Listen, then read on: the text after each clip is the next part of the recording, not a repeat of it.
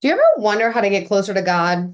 Like how to actually be led by Him and just haven't figured it out yet?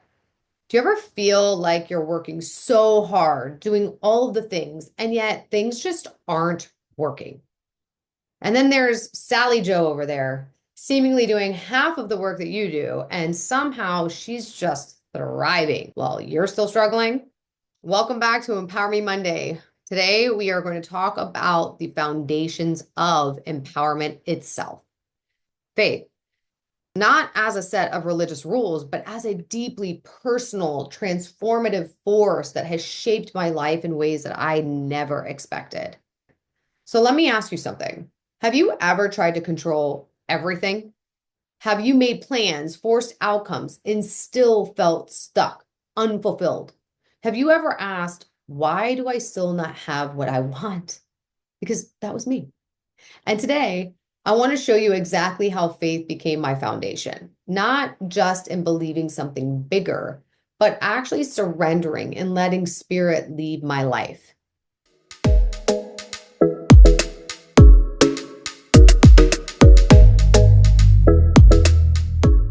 I just want to start by saying this. Your faith and spirituality are yours. They are deeply personal. No one can tell you the way. All you can do is discover it yourself. There is no right way, whether you connect with God, the universe, Allah, or something beyond words. The only thing that truly matters is that you have a practice that strengthens your faith and guides you forward into the unknown. This is not about me saying that there's one way to do it or you should do it my way. This is about what has worked for me, and I hope that it sparks something for you. I'm just using it as an offering for you. You do not have to take it.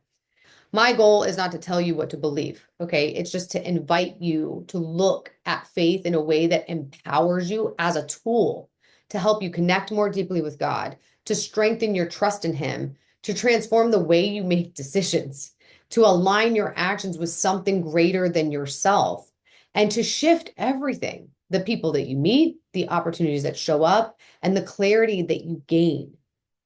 I've always been extremely spiritual. I've always felt connected to something bigger than me for as long as I can remember. But religion, that was just never my thing. I wasn't raised in a religious environment.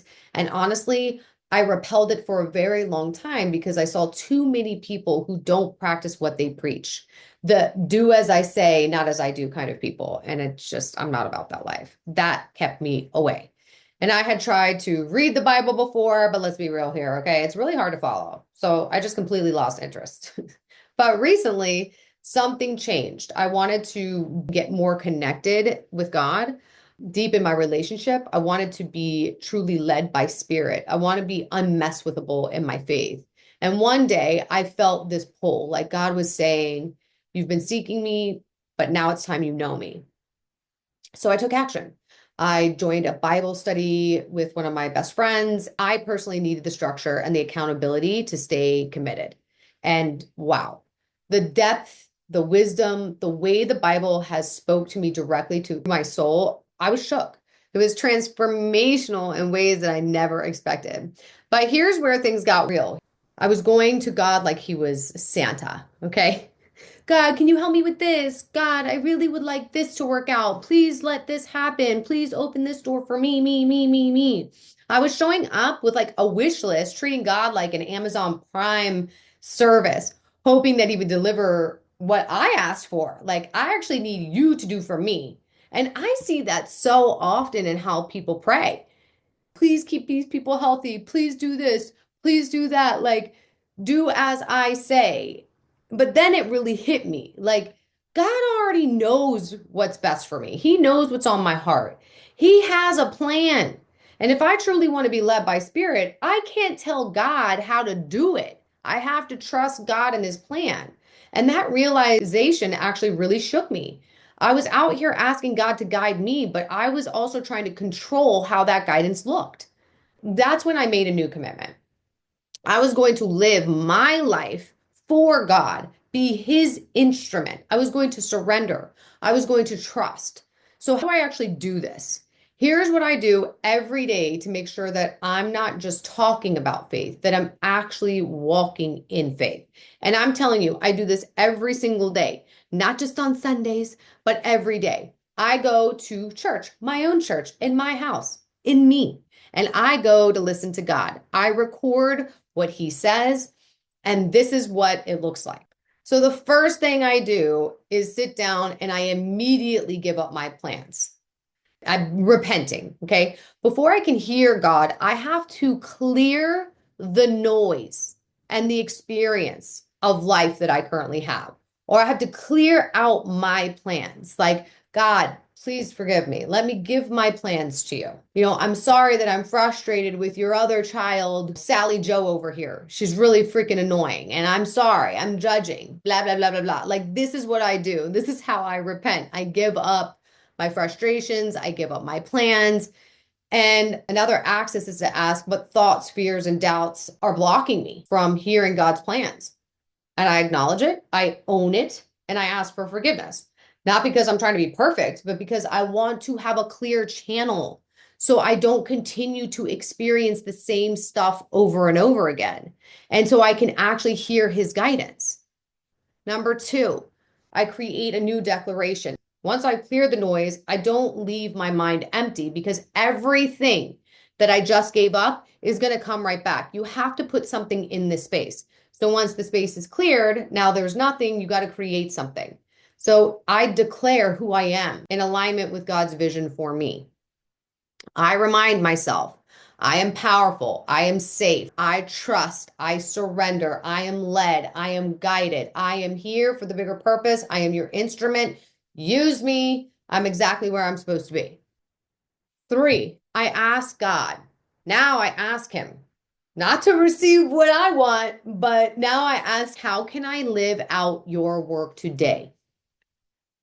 This is the shift from asking to listening, which we aren't really great at. But how can you be led by God if you can't hear Him? You can't. That's just your identity or your ego. So instead of showing up with my lists of demands and my wish list like a Christmas list, I ask God, how can I serve you today? How can I serve the greater good, the bigger plan? What do you want me to do today? Who do you want me to serve? Who do you want me to connect with, talk to? How? Where do you want me to show up? And then I listen. And He tells me every time. This is where ask and you shall receive comes from. It's from that place to be of service to God, not for your own plans to unfold. God is always there. We just aren't listening and we choose to do our stuff. Well, you give it up, you ask Him what He wants, and you hear it, and He's there every single time. And then from that place, I write it down. I simply capture what He tells me every single time. Then I do gratitude. Like for me, it's called gratitude. For others, it's called praise. I don't just ask and give thanks. I thank Him for my life. Thank Him for my breath. Thank you for the opportunity that I can come here and do your work and do good on this planet. Thank you for giving me a child. By the way, one that I didn't want from my plans. Okay, if my plans and I was to be forcing these outcomes, that child would never be here. And I am so grateful I gave up my plans so I could receive what God is trying to gift me. More love than I've ever been able to experience that our brains can even conjure up. It's not possible, but anything is possible with God. And I am so grateful, not just to Him, for myself, for doing this work, for letting it go. Every single moment has brought me here, especially the hard moments. And because of those hard moments, that's where now my service lives. And I give to you. I give to the world, the people that are watching, the people that I coach. I am grateful. So give time to praise and to feel it. Feel so grateful for your life and how worthy you are. Next, 5, this is probably the hardest thing, is to take aligned action. This is where the real work happens. This part is not easy. And by the way, I didn't do this all at once. Last year, I was committed to listening. This year, I'm committed to doing at least 25% of what he asks me to do because some of the stuff that he asks me to do is out of left field. Like my brain can't understand it. That's also how you know that it's God because you didn't come up with it. It's something so out of left field. And so maybe this year I'm going to do 25% of it. A lot of times it's going to scare me. It's going to get me a little, nervous. And next year I might raise the mark again. Faith isn't just believing, it is really about acting on that belief, taking that aligned action. Let me give you a real life example of something that just happened last week. Many people do not know this, but I have a technology company that I've been building behind the scenes for many years. I've developed this pitch deck and a financial model, and I'm at the stage where I'm getting ready to pitch to potential investors. Well, one day last week, an opportunity came up out of nowhere to pitch my company to a real potential investor. And this was huge. But you know what showed up for me? Fear. I wasn't completely bought into my financial plan, not because it wouldn't work. I mean, I knew it will work. It is a proven model that lots of investors like, but deep down, I just didn't want to do it. I don't want to do it. So my first instinct was cancel a meeting. Let's just pull out. This isn't going to work. And I went into prayer and I asked God, I think I should really cancel this. I just don't feel aligned. This doesn't seem right.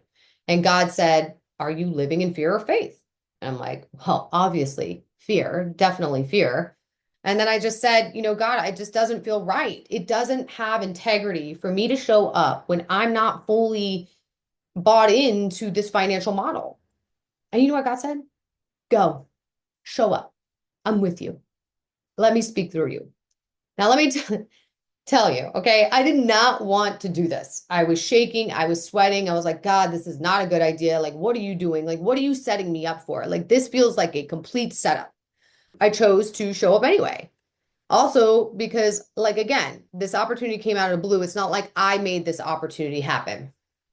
So it had to be him. So I get on this call, a Zoom call. I pitch the technology and everything's going really well until we get to the financials. And I just couldn't do it. Took a deep breath and was like, listen, I have to stop right here. I'm really not confident in this financial plan. This model I know works. I just don't want to do it this way. And I am so sorry that I have you here and that I'm wasting your time. I really don't even know what I'm doing here. And you know what happened? This investor sat there for a moment and he said, wow, this is a first for me. He went on to tell me that his biggest challenge as an investor is weeding out people that he cannot trust.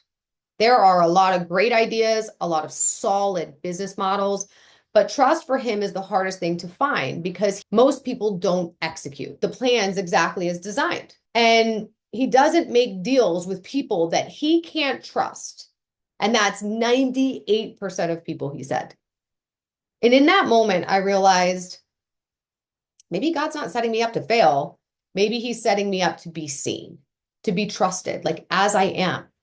This investor looked at me and said, you made the hardest part of my job so much easier. You showed me that I can trust you. Most people try to fake it, manipulate, or push something that doesn't actually align. They talk a big game, but they fall flat on execution. And that's where I've lost the majority of my investments is in that execution. But you have the courage to tell me the truth before we even get ourselves wrapped up and involved in that. And what that tells me is that you are going to actually execute on what you plan. And I was like, that's me. That's exactly me. I do as I say.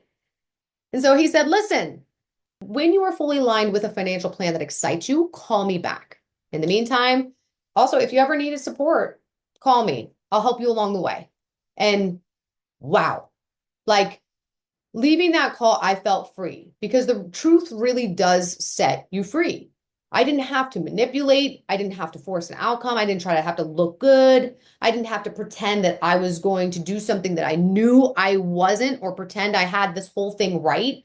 I simply just had to show up with integrity and let God handle the rest. This investor was impressed by not just my technology. He actually really did believe in my vision. The only thing that was missing is the financial model and the willingness to execute on that model. And because he trusts me, the door is still open. Now, I still need to sit, pray on this, keep consulting with God. This is what God set in my heart. So to me, this is His. If He wants this out in the world, He will have it in the world, either through me or someone else. And I would love it for it to be me. But what I know for sure is that if it had been up to me, I would have skipped the meeting. If it had been up to me, I would have run from the discomfort. That's the easy thing to do. If it had been up to me, I would have never built that connection and never started to create trust. But God had a different plan. And when God says go, even when you're scared, even when you're shaking, you go. It reminded me of Moses in Exodus when he kept telling God, like, I can't do this. Like, it's not me. I don't want to do this. It ain't for me. And he did that for 40 years. And God said, no, it's you. I'm with you. Just go. That's exactly what this experience was like for me. So let me ask you, where is God calling you to go? But you've hesitated. What opportunity are you avoiding because you don't feel ready? What actions have you been resisting because it's uncomfortable or you don't like it? What decision have you been delaying because fear is running the show? Faith isn't just about believing in something, it's about moving. And if God is telling you to go, show up even when you're shaking. Because what's on the other side of that obedience is more than what you could ever imagine. Now, I know not everyone connects with faith the same way. And I want to be clear here. This is not about Christianity or one specific path, okay? This is about your relationship with God. But if you're feeling stuck, if you're looking for new ways to experience peace, clarity, and purpose, I really invite you to try this on. Give up your plans, repent, clear what's in the way. Your plans are in the way. 2, declare, speak from a new promise filled with possibility to a higher power and surrender. 3, ask, what does God want from you today? How do you need to show up to serve inside of that possibility? Praise, gratitude shifts everything. And finally, act, even if it is 25%. Take a step. You don't have to do this perfectly. You really don't. Just show up, just start. It's all good. So as you go into this week, I really invite you to try one thing. Instead of asking God for something, ask Him what He wants from you and listen. Because when you let God lead, your entire life changes. You are exactly where you are meant to be. You are being guided. You are being led. Walk in that faith, trust, surrender, watch how life unfolds in ways that you've never imagined. And do this consistently. If you want to start with once a week, great. But you really want to build this to it being an everyday thing and not just daily. Then you move to moment. I stop and pause throughout my days when situations come up and go directly into prayer, where I can connect and listen. Let me give up my plans. Let me give up my fears. Let me give up my worries so I can hear you guide me. It's what I want. I'm always asking, tell me what to do and I'll do it. He's been here trying to tell me what to do, but I'm not listening. So go throughout the week, listen, give it up and listen. And just remember, you've got this.